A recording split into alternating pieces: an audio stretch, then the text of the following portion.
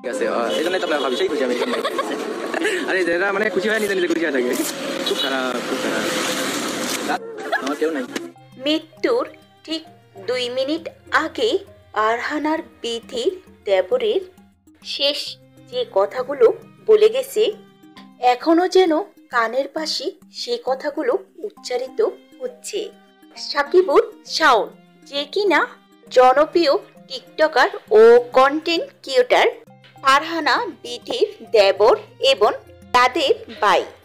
কথাই আছে, অতিরিক্ত কোনো কিছু কখনোই ভালো নয়, কিন্তু বিথি মেয়েটা সব সময় যেন একটু বেশি উড়ে। কয়েক মাস আগেই নিজের গাড়ি নিয়ে বড় একটা অ্যাক্সিডেন্ট করলো।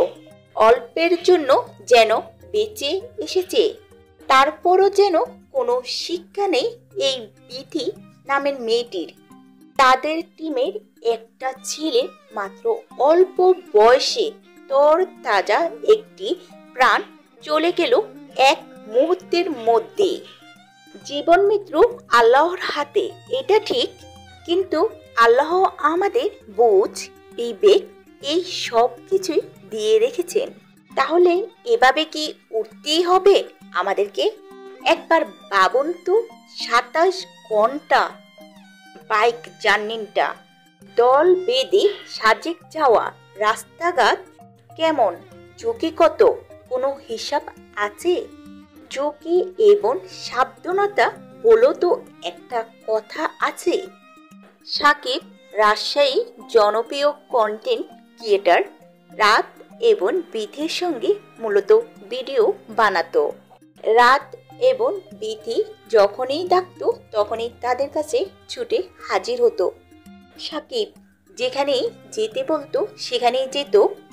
রাত বিথির কথাতে বাইক চালিয়ে রাজশাহী থেকে সাজেক যায় এবং সাজেক থেকে ফেরার পথে মর্মান্তিক এই দুর্ঘটনায় মারা যান।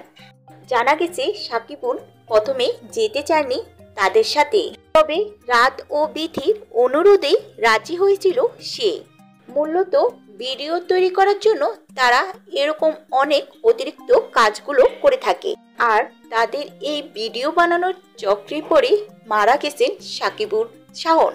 তো ভিউয়ার্স, আমারও একটাই প্রশ্ন, বিথি আসলে কি বেশি করে ফেলতেছে না? 27 ঘন্টা বাইক জার্নি, আপনাদের কাছে কি মনে হয়? অবশ্যই কমেন্টে জানাতে ভুলবেন না।